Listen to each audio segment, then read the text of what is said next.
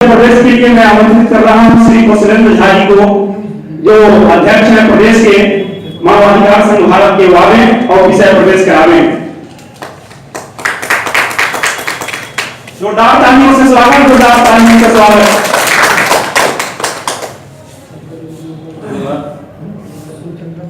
बाबू जी,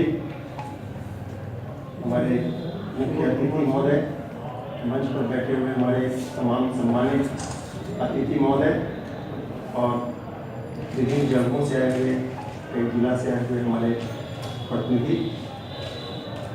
जैसा कि आप सबको पता है कि आज विश्व मानवाधिकार दिवस है। मानव को बहुत सारा अधिकार प्रदत्त है संविधान और कानून के द्वारा। इसके कई विशेषज्ञ यहाँ हैं जो आपको विस्तार से जानकारी देंगे, लेकिन हम उन अधिकारों तक पहुंच नहीं पा रहे हैं। बीच में एक चीज आ जाता है और वह है भ्रष्टाचार। इसलिए आज जो सेमिनार हम लोग कर रहे हैं वह इसी विषय पर कर रहे हैं। कारण बहुत सारे हैं, अलग अलग कारण हो सकते हैं, लेकिन प्रत्येक वर्ष हम लोग एक विषय का चयन करते हैं और उसी पर विस्तार से चर्चा करने की कोशिश करते हैं। समस्या का कुछ समाधान हो पाए इस दिशा में कुछ प्रयास करने की कोशिश करते हैं। तो इस बार हमारा विषय है कि भ्रष्टाचार मानवाधिकार की राह में बहुत बड़ा बाधक है। अधिकार हमको बहुत मिले, लेकिन हम उन अधिकारों को प्राप्त नहीं कर पा रहे।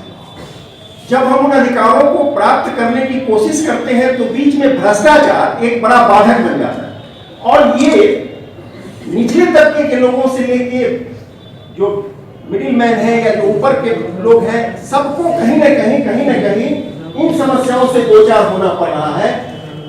जब आप अपने कार्य क्षेत्र से बाहर दूसरे कार्य क्षेत्र में किसी काम के लिए जाते हैं तो आपको इन समस्याओं का समस्याएं आपको भुगतना पड़ता है, देखना पड़ता है। इसमें मैं आपको एक छोटी सी बात बताना चाहूंगा। यहाँ जितने भी लोग बैठे हैं उसमें मैक्सिमम कानून के जानकार हैं, उनको हमसे ज्यादा पता है, लेकिन थोड़ी सी चीज मैं बताना चाहूंगा कि हमारे भारतीय संविधान के अनुच्छेद 21 में यह स्पष्ट वर्णित है कि हम मानव को गौरवमयी जीवन जीने के लिए, भ्रष्टाचार मुक्त जीवन जीने के लिए हमें पूर्ण अधिकार प्रदान किया गया। ये संविधान में वर्णित कानून। इसके लिए आपको अगर कहीं कोई बाधा पैदा होता है तो कानून आपको मदद करने के लिए मौजूद है। ये तमाम चीजें हैं, पहले से है, हम नहीं कहते पहले से। बावजूद इसके आज हम सबको पता है कि ये इन चीजों तक हम पहुंच नहीं पा रहे हैं। क्या क्या बाधा इसमें आ सकता है, जैसा कि श्याम बाबू जी ने कहा कि साहब विषय के बारे में जानकारी नहीं है, इसमें क्या क्या चीज आ सकता है। भ्रष्टाचार एक ऐसा मुद्दा है जो आज आजादी के बाद से है, ऐसी बात नहीं है। अक्सर हम लोग कहते हैं कि अब भ्रष्टाचार बहुत बढ़ गया, ऐसा नहीं है। आजादी से पहले भी आप देखेंगे तो अंग्रेज के जमाने में भी भ्रष्टाचार एक बड़ा मुद्दा है। आपको शायद याद होगा, अगर आप इतिहास के पन्नों में झांकने की कोशिश करेंगे तो अंग्रेजों ने हमारे राजा महाराजाओं को तरह तरह का प्रलोभन लेकर के और उनको आपस में लड़ा करके, उनको कमजोर बना करके और हमारे देश पर कब्जा कर लिया। ये आजादी से पहले की बात है। 200 वर्षों तक हमको गुलाम रखा गया, हमें हमारे आचरणों में ऐसा कर दिया गया कि हम इसका विरोध नहीं कर पाए, हम कमजोर हो जाए। तो भ्रष्टाचार की शुरुआत, जब हम भ्रष्टाचार की बात करेंगे तो इसको कहते हैं कि सरकार, पार्टी या कोई चीज से नहीं लेना, ये समाज का एक चीज है, इसका ऑपरेशन करने की जरूरत है। हम उस पर चर्चा कर रहे हैं। आजादी के पहले से ये भ्रष्टाचार हमारे यहाँ एक बड़ा चीज बन गया है। लेकिन आज जो सबसे बड़ा बाधक चीज पैदा हो गया है वह है राजनीति। इसमें कई लोग बैठे हैं जो राजनीति के क्षेत्र से आते हैं। किंचित मात्र भी उसको पूरा मानने की जरूरत है, उसको समझने की जरूरत है, उसको उसका अध्ययन करने की जरूरत है। हमारा राजनीति क्यों होती है? समाज को आगे ले चलने की। राजनीति की क्या जरूरत है? समाज को इकट्ठा करने के लिए, समाज का निर्माण करने के लिए, समाज का विकास करने के लिए। लेकिन आज की राजनीति हो क्या है? आज की राजनीति सत्ता प्राप्त करने के लिए हमारे ऊर्जा का भटकाव कराते हैं। जो लोग भी राजनीति में है, किसी दल विशेष की मैं बात नहीं कर रहा, जो लोग भी राजनीति में हैं, सत्ता तक पहुंचने के लिए आम जनता के ऊर्जा का भटकाव करा देते हैं और नतीजा की गलत निश्चय हो जाता है। पहले राजनीति की जब हम बात करते हैं तो बहुत पहले बूथ लूटने की बड़ी शिकायत आती है। आप लोग सभी जानते होंगे, क्योंकि कहीं न कहीं से आप आते हैं, तो अक्सर ये समस्या होती बूथ लूट ली जाती है। हमको मतदान करना है, हमको अपना प्रतिनिधि चुनना है और हमारा बूथ ही लूटा गया। हम तो कुछ कर नहीं पाए। जो लुटेरा था वो अपने हिसाब से कर लिया, वो अपने तरीका से चुन लिया। तो जब वो जाएगा तो भ्रष्टाचार होगा ना, यहाँ भ्रष्टाचार हुआ ना, हमें अधिकार का मत मिलेगा, लेकिन हम मत नहीं ले सकते, तो भ्रष्टाचार हो गया ना। उसके बाद आ जाता है चुनाव से ठीक पहले, आज भी ये चीज हो रहा है, शराब बांट करके मतदाताओं को प्रभावित करना, पैसे बांट करके मतदाताओं को प्रभावित करना। आज हमारी मौजूदा राजनीति में ये विडंबनाएं आज भी मौजूद है, जहां हम सही विषयों का चयन नहीं कर पाते, हम उसको प्रभावित कर लेते हैं तरह तरह से, बहुत पैसा खर्चा करते हैं, मतगणना में भी हम करा देते हैं। कई लोग लुभावन बड़े पैमाने पर बड़े नेताओं के द्वारा कई लोग लुभावन बातें कर दी जाती है, घोषणाएं कर दी जाती है, जिससे हमारे विचारों में भटकाव आ जाता है और अंततः भ्रष्टाचार की स्थापना हो जाती है। इतना ही नहीं, अभी नया ट्रेंड चला है जाति का, धर्म के आधार पर बांटने का।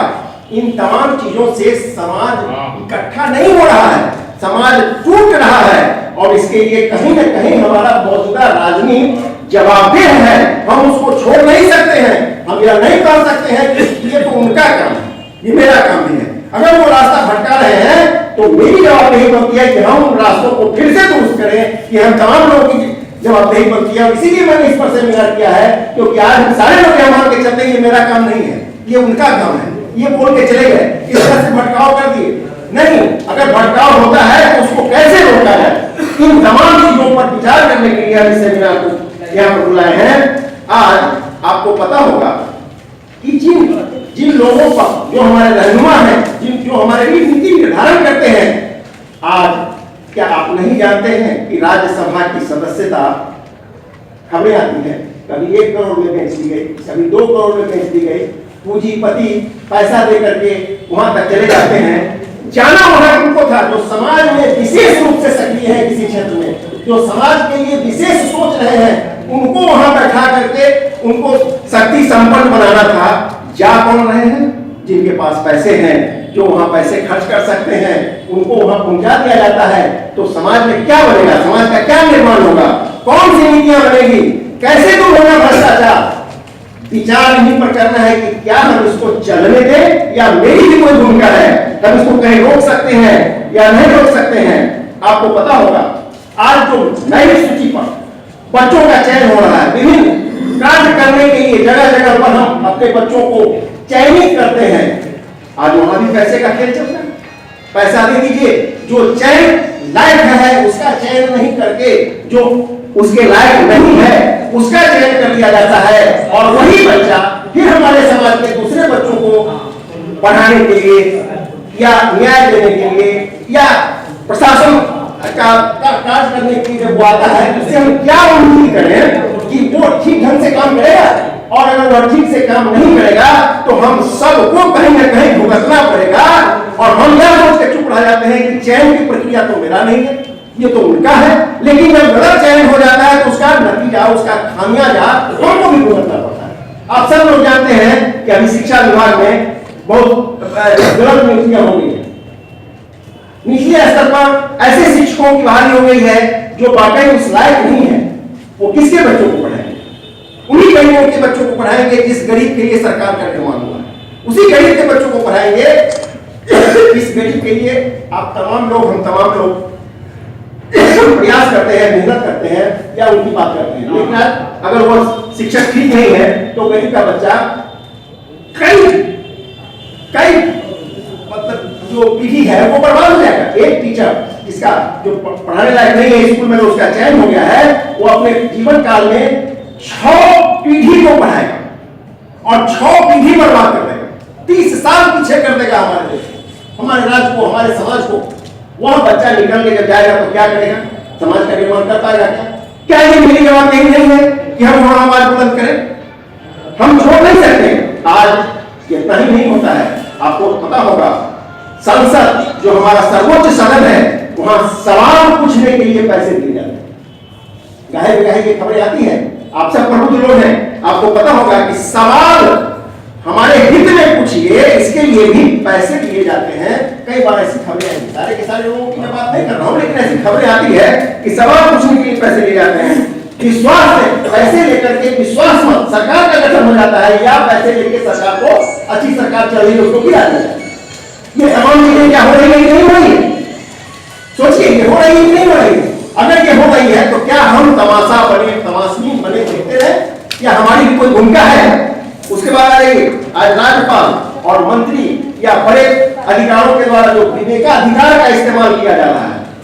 विवेकाधिकार इसलिए दिया गया था कि विशेष परिस्थिति में जब कहीं बहुत जरूरत हो जाए किसी चीज की और वो अगर उस समय उसकी जरूरत है, वो सक्षम है, तो विवेकाधिकार को उसकी पूर्ति करे। वो क्या है? आज क्या इस कोटे का दुरुपयोग नहीं हो रहा है? गौर करने की बात है, इस कोटे का दुरुपयोग नहीं हो रहा है। हम तमाम चीजों पर बिंदुवार विचार करने के लिए यहाँ आए हैं, और इन तमाम जगहों पर जो गड़बड़ियां हो रही है उसका पैसा का जो रिसाव हो रहा है वह हमारे देश की संपत्ति है, वो मेरा पैसा है, हमारा कमाया हुआ पैसा है, मेरी मेहनत का पैसा है। वह पैसा स्विस बैंक में जा रहा है। काफी चर्चा होती है, स्विस बैंक की चर्चा हो रही है, कहा जा रहा है स्विस बैंक में कौन सा पैसा जा रहा है? मोटे तौर पर एक छोटा सा अनुमान हम आपको बताते हैं कि आज लगभग 280 लाख करोड़ रुपया भारत का स्विस बैंक में, 280 लाख करोड़। ये इतना राशि है कि अगर भर दिया जाए तो ये पूरा जो हम लोग बैठे हैं ये पूरा का पूरा घर भर जाएगा। इतनी बड़ी राशि, हमारे देश की राशि, हम गरीब मुल्कों की राशि, हम गरीब लोगों की राशि आज स्विस बैंक में गुमनाम खाते पर जमा है। किसी को पता नहीं कि वो किसके नाम पर जमा है, या यूं कह लें, ये तो मैं 68 वर्षों की बात बता रहा हूं, अगर कह लें तो अगर इस पैसे का अगर हम सदुपयोग करें तो 60 करोड़ लोगों को रोजगार दिया जा सकता है। बेरोजगारी की बड़ी समस्या है, इतनी बड़ी बेरोजगारी है, लेकिन हमारे पास पैसा नहीं है कि हम इनको रोजगार दे सके। अगर ये स्विस बैंक में पैसा रिटर्न आ जाए तो 60 करोड़ रोजगार के अवसर पैदा किए जा सकते हैं। देश कहां से कहां चला जाएगा, आप इसका अनुमान लगाइए। या आप ऐसा भी सोच सकते हैं कि आज सड़कें हमारी खराब है, अगर इन पैसा को लगा दिया जाए तो देश के सुदूरवर्ती गांव से दिल्ली तक 4 लेन सड़क बनाया जा सकता है, अगर इन पैसे को लगा दिया जाए तो। अगर इसको किसी सामाजिक काम में लगा दिया जाए तो 500 से ज्यादा सामाजिक प्रोजेक्ट को पूरा किया जा सकता है। आप सोच लीजिए कि कितना बड़ा राशि है।